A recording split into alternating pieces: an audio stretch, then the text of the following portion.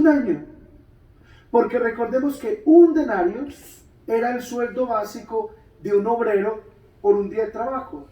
¿Recuerdan cuando el Señor nos habló de aquella parábola de aquel viñador que contrató trabajadores en la mañana, al mediodía y por la tarde, y a todos les pagó un denario? Pero el perfume no cuesta un denario, cuesta 300 denarios, es decir, costaba casi un año de trabajo. Y a María no le importa ofrecerle ese perfume costosísimo al Señor. Pero el que sí se molesta con esa acción es Judas Iscariote, porque dice, ¡qué desperdicio! ¡Qué desperdicio! Ese perfume se podía haber vendido y ese dinero habérselo dado a los pobres. Pero el mismo evangelista aclara que a Judas no le interesaban los pobres. Es que, hermanos, muchas veces quien habla mucho de los pobres es quien en realidad menos le importan los pobres. Lo repito, el que habla mucho que los pobres, es el que menos le interesa a los pobres. Y el claro ejemplo lo encontramos en Judas Iscariote. Porque aquel que verdaderamente se interesa por los pobres no lo anda anunciando, más bien actúa, más que palabras, actúa. Pero también hay un peligro, hermanos, y es que es el de llegar a creer que aquello que hacemos por el Señor podría servir mejor para otras cosas.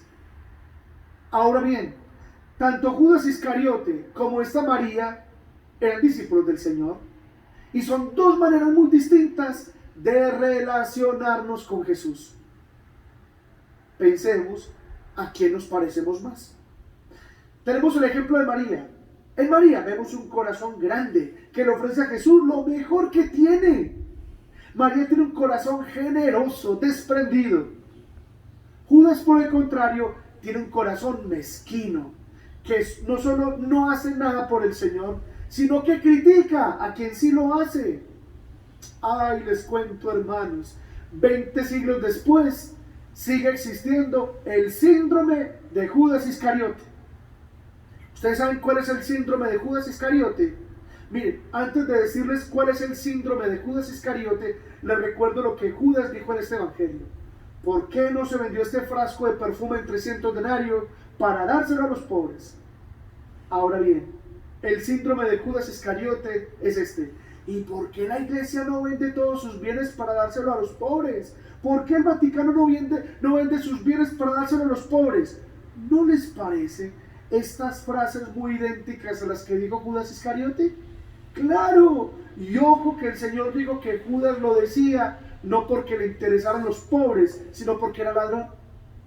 Ahora bien, hermanos, no existe en el mundo una institución que por 2000 años haya estado más pendiente de los pobres, de los enfermos y de los abandonados como la Iglesia Católica. ¿Cuántos hospitales, cuántos lugares de caridad, cuántos orfanatos, cuántos centros de educación, cuántas ayudas para los más pobres y necesitados del mundo? Y todo eso lo hace en silencio, sin buscar protagonismo, sin buscar aplausos, sin buscar reconocimientos. Y muchos ignorantemente acusan a la iglesia de que por qué no vende los bienes del Vaticano que están en sus museos, sin darse cuenta de que son patrimonio cultural. Pero lo más curioso es que nunca esas mismas personas llegan a decir, ¿y por qué la FIFA, que es la Federación Internacional de Fútbol Asociado, que acaudala millones y millones, no solamente de dólares, de euros, no sé, de una importantísima suma de dinero para los más pobres del mundo? Eso sí no se dice. No se escucha decir que por qué Miss Universo, que es el certamen que corona a la mujer más bella del planeta, no hace lo mismo. No, eso no se dice. Como tampoco se dice que por qué no se vende la Estatua de la Libertad que está en New York para darle ese dinero a los pobres, o por qué no se vende la Torre Eiffel que está en París para darle ese dinero a los pobres. Nunca, no se dice. Tampoco se dice porque Guatemala, México o el mismo Egipto no venden sus pirámides para darle ese dinero a los pobres. Como tampoco se dice porque Francia y España, que tienen en sus museos unas joyas de altísimo valor, no las venden para darle ese dinero a los pobres. No se dicen. ¿Sabe por qué no se dicen? Porque no se pueden vender, porque son patrimonio histórico de la humanidad. Pero la gente que dice eso, al igual que Judas, no están pensando en los pobres, están más bien pensando en cómo atacar a los que son cristianos católicos. Además, no son los templos, no son los museos, no es ninguna obra social la que cause o mantenga la pobreza en el mundo. No, la pobreza la causa el hombre cuando se aparta de mi Dios.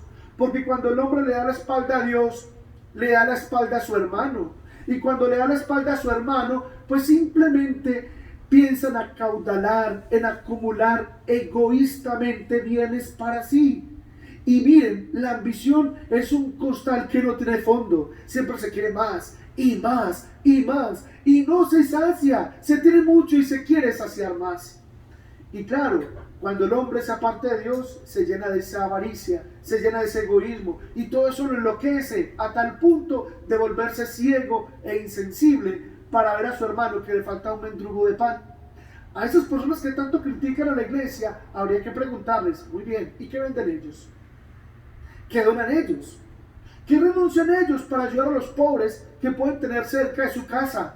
Porque es que pobreza hay en todos lados. Los pobres siempre los vamos a tener, lo dijo Jesús en este evangelio. Pero hay algo más, hermanos. Pregunto, ¿cómo terminó Judas? El mismo que protestó por el despilfarro hecho a Jesús. ¿Cómo terminó? ¿Saben cómo terminó? Terminó traicionando al Señor. Desafortunadamente la historia se repite. El que es mezquino, tacaño con el Señor, después termina traicionándolo. Pero en cambio, ¿cómo terminó María? Terminó siendo fiel al Señor hasta el final. Porque el que es generoso con el Señor, no solamente es generoso con Él, sino que permanece fiel hasta el final. Por lo tanto, pregunto, hermanos, en este lunes santo, ¿y nuestro corazón a quién se parece?